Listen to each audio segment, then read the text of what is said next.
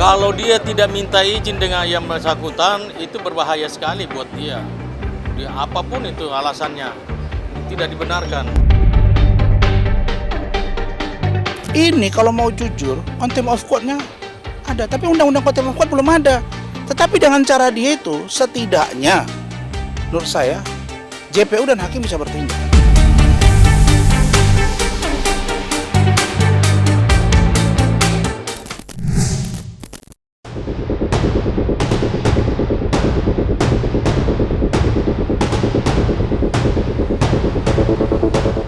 Polemik panas yang terjadi dalam agenda sidang lanjutan perkara antara Nikita Mirzani dan Dr. Reza Dradis yang diselenggarakan pada tanggal 7 Agustus 2025 silam memang menyisakan sederet drama panas. Salah satunya adalah kisah perseteruan antara ibu 3 anak itu dengan pihak jaksa penuntut umum yang semakin hari tampak semakin sengit. Seperti diketahui, dalam beberapa episode persidangan, Nikita memang seringkali bersitegang dengan pihak JPU. Khususnya dengan sesosok jaksa bernama Indah Putri Manurung yang belakangan ini semakin disorot tajam hingga memancing hadirnya pro kontra di dunia maya.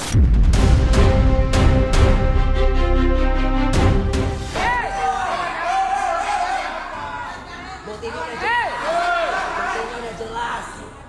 Ambil jebak tau nggak?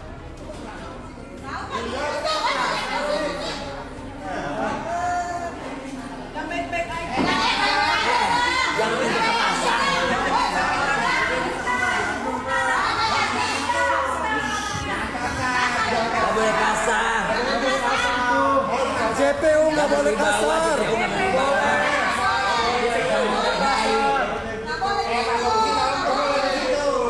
Bukti udah jelas loh. Bukti udah jelas, buktinya. Nggak boleh kayak gitu. Sebenarnya penjahat itu Anda. Ibu JPU yang keberatan, ya. Tapi kalau ini tidak keberatan, Ibu JPU yang berat badan, ya. Sudah. Yang Anda yang nggak benar.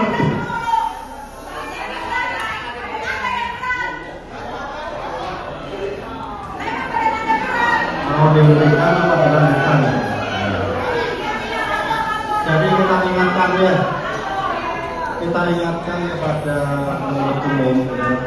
Kita ingatkan kepada penasihat hukum, seperti yang saya sampaikan tadi, bahwa perkara ini akan kita tutup jam 4. Bentar didengarkan ya. Jadi kalau memang masih panjang, nanti akan kita datangkan lagi. Tapi kalau bisa diringkas untuk 10 menit, silakan ya.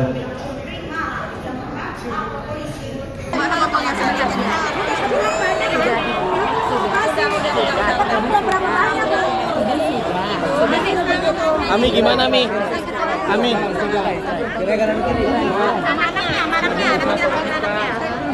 Ami.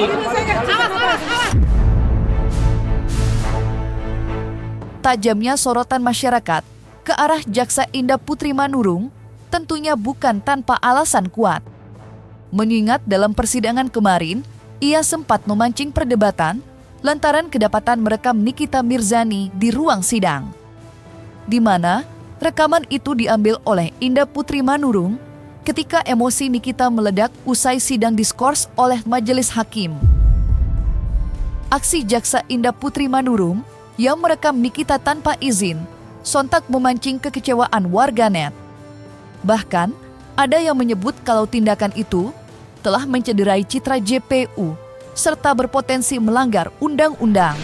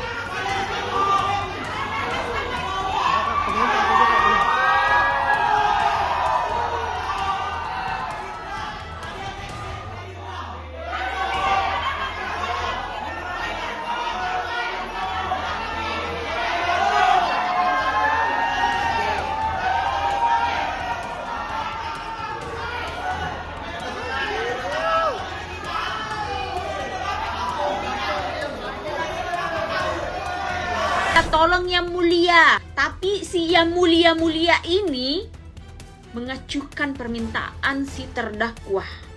Apalagi ini si jaksanya pergi merekam-rekam, memangnya kamu konten kreator tanpa izin lagi, dengan muka mimiknya yang mengejek. Ya Allah, hukum macam apa yang dipertontonkan di negara tercintaku ini? Hukum macam apa ini? Ini bukan tentang Nikita Mirzani, tapi ini tentang hukum yang ada di Indonesia. Kacau sih. Dia bukan jadi konten kreator, Besti. Dia itu lagi laporan sama ATM berjalannya dia. Udah habis berapa banyak tuh ATM berjalan? Masih kuat duitnya itu ATM berjalan. Habis berapa? Siapa itu si Dewi? Bukan dukun kan Dewi itu? Ya siapa itu Dewi? Oh, kalau dia tidak minta izin dengan yang bersangkutan, itu berbahaya sekali buat dia. Dia apapun itu alasannya, tidak dibenarkan. Itu makanya kalau dilaporin bahaya. Pasal 31 Undang-Undang ITE, pasal 40, pasal 47, itu tadi ancaman pidana 15 tahun penjara itu, denda 800 juta. Enggak berat. Ada terdakwa di dalam ruang sidang. Iya, betul. Harus seizin terdakwa. Kalau JPO bisa-bisa saja, tapi tadi yang saya katakan bahwa dia harus minta izin dulu. Kalau si terdakwa izinkan untuk direkam, ya silakan aja. Tapi kalau dia nggak izinkan, ya jangan. Itu berbahaya buat dia. Ya, fatal itu. Apa yang terjadi selama proses persidangan Nikita melawan Reza berjalan memang telah diperhatikan dengan saksama oleh jutaan pasang mata.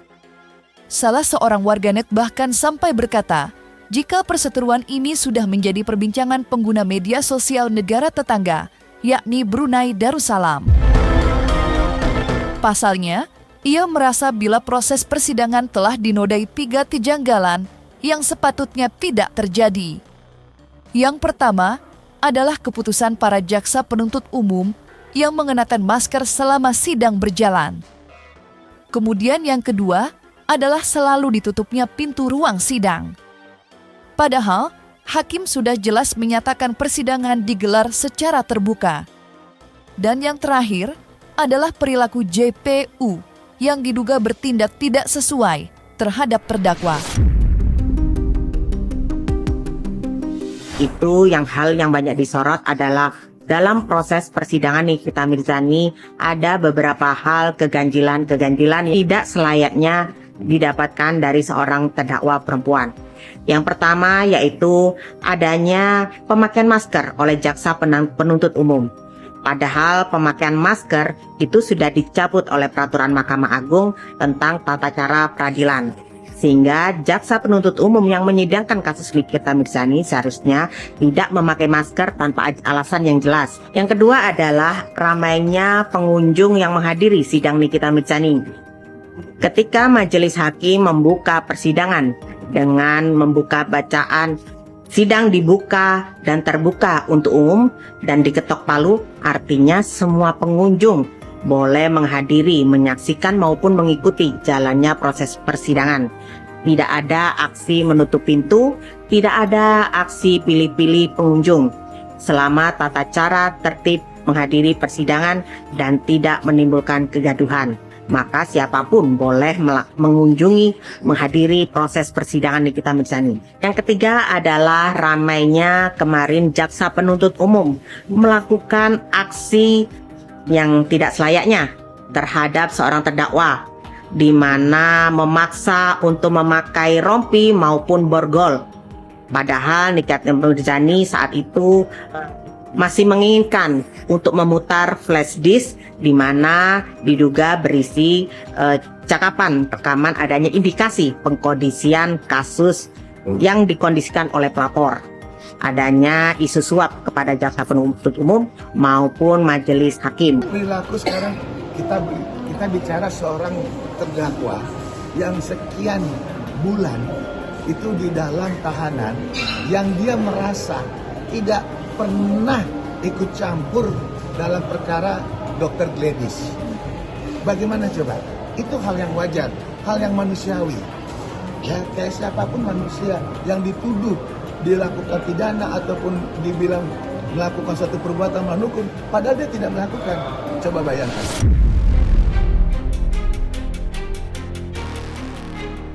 Tidak dapat dipungkiri, banyaknya kejanggalan yang terjadi seolah membuat Nikita Mirzani menjadi banjir dukungan.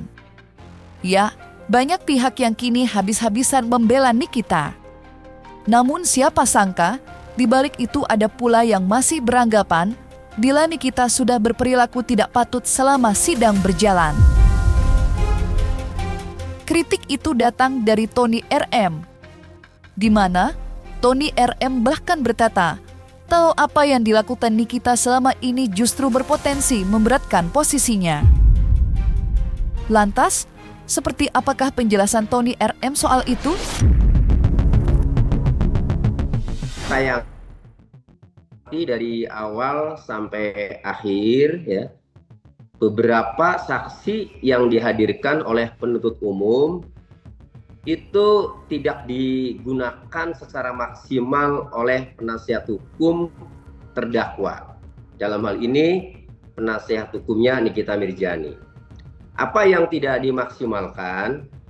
Tugas dari penasihat hukum dalam membela terdakwa di persidangan itu sebenarnya benar-benar harus membela. Membela itu tujuannya adalah kalau bisa nanti putusannya itu dapat membebaskan terdakwa, atau minimalnya sekurang-kurangnya itu dapat meringankan. Nah, saya melihat yang dilakukan oleh penasihat hukum terdakwa ini tidak maksimal menurut saya. Yang dilakukan oleh penasihat hukum terdakwa ini dengan mengungkap, memperterang bahwa produknya Reza Gladys bermasalah di depan hakim di muka persidangan, ya, maka ada dua mudorot, ya, artinya bukan manfaat tapi dua mudorot bagi terdakwa Nikita Mirzani. Satu, semakin meyakinkan hakim bahwa potensial sekali terjadi pemerasan karena Reza Gladys produknya bermasalah. Yang kedua, ya, Nikita Mirzani yang katanya itu buat endorse uang yang sudah diterimanya itu, yang sudah mengalir itu. Masa kalau produknya bermasalah kemudian di-endorse oleh Nikita Mirzani, oleh terdakwa? Memangnya terdakwa suka mengendorse barang-barang yang bermasalah? Kan itu. Jadi ada dua mudorot, ya, jadi berakibat yang memberatkan Nikita itu. Selain itu, kritik pedas juga datang dari advokat Rasman Arif Nasution, yang seperti diketahui memiliki rekam jejak perseteruan cukup panjang dengan Nikita Mirzani. Dan ketika ditemui, Rasman pun tak kuasa membandingkan perkara ini dengan apa yang menimpanya di Pengadilan Negeri Jakarta Pusat.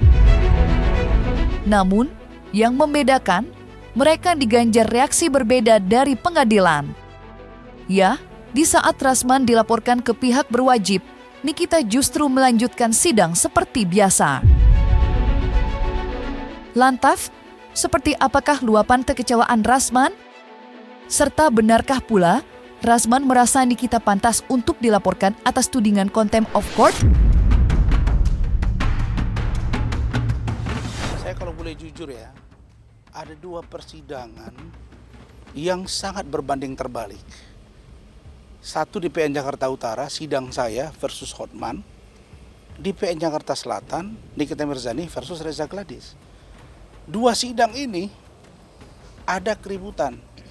Tapi ada dua beda yang serius. Satu, di PN Jakarta Utara cuma sekali ada kegaduhan. Itu pun nggak nyampe sampai begini-gini sama jaksa sama apa, nggak ada gitu-gitu. Karena ada polisi, ada Pamdal. Dan setelah itu kita adem sampai hari ini. Nah di sana sudah tiga kali bahkan 4 kali sidang saya lihat itu nggak pernah ada yang namanya tenang. Saya bingung kok hakimnya nggak tegas ya. Terus jaksa ditunjuk-tunjuk lagi. Terus dibilang lagi amplop dan lain sebagainya. Terus di situ minta supaya saya nggak mau pulang, putar dulu. Hakim pergi, kemudian dia putar sendiri tanpa seizin jaksa. Jaksa datang mau pakai rompi, dia melawan. Ini kalau mau jujur, contempt of court-nya ada, tapi undang-undang contempt of court belum ada. Tetapi dengan cara dia itu, setidaknya menurut saya JPU dan hakim bisa bertindak. Apa cerita ini? Kok dibiarkan? Nah sekarang dia bawa laporan lagi. Ya saya kira, saya tidak mengatakan bahwa hakim lemah dalam persoalan ini atau jaksa, tidak. Saya hanya minta agar cobalah kalau memang ada standar pemeriksaan seorang saksi di persidangan dan ada standar tentang seorang terdakwa di persidangan yang harus dilakukan, ya taati itu. Standar dengan hakim juga. Kok berbanding terbalik ya? Kok hakim yang menyidangkan si Nikita Mirzani ini sangat lembut, seolah-olah tidak punya wibawa, jaksa juga, tapi di tempat kami di PN Jakarta Utara kayak setiap hari itu kita hampir kena bentak.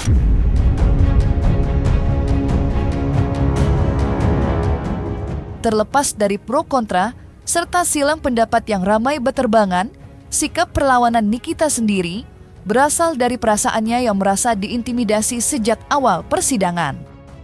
Mulai dari adanya pasal yang berbeda, hingga munculnya dugaan pengkondisian antara pihak Dr. Reza dan aparat penegak hukum. Kondisi inilah yang membuat Nikita semakin merasa geram. Terlebih lagi, rekaman yang ia bawa guna membuktikan dugaan itu belum juga diputar di muka persidangan. Sampai-sampai ia diduga membuat laporan ke KPK baru-baru ini. Lantas, apakah keyakinan Nikita tentang adanya dugaan berat sebelah masih berkaitan erat dengan pengaduan yang ia buat ke KPK? Saya nggak mau terlalu banyak mencampuri, ya kan? Tapi kalau untuk yang lain-lain, minta doanya yang terbaik buat kami. Jadi berkaitan dengan informasi tentang adanya perbuatan laporan terdakwa Nikita Mirzani ke KPK tentang perihal bukti rekaman yang mengarah kepada dugaan penyuapan yang katanya dilakukan oleh klien kami kepada APH. Saya pikir itu hal wajar ya, itu langkah hukum yang wajar, karena memang harus seperti itu untuk membuktikannya, bukan menciptakan satu skenario yang bertentangan dengan hukum acara dalam persidangan. Ya, jadi kalau kita melihat dalam setiap persidangan, majelis hakim melalui ketua majelis kan selalu menyampaikan itu. Ya, kalau ada ditemukan dugaan transaksional ya, dalam proses hukum ini, silahkan laporkan. Ya, saya pikir ketua majelis hakim kan menyampaikan itu tidak secara tersembunyi-sembunyi, tapi menyampaikan itu secara terbuka dan terang benderang di persidangan yang dibuka secara umum.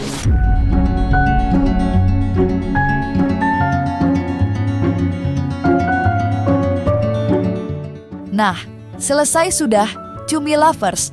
Jangan lupa untuk like, subscribe, dan juga share channel YouTube Cumi Cumi.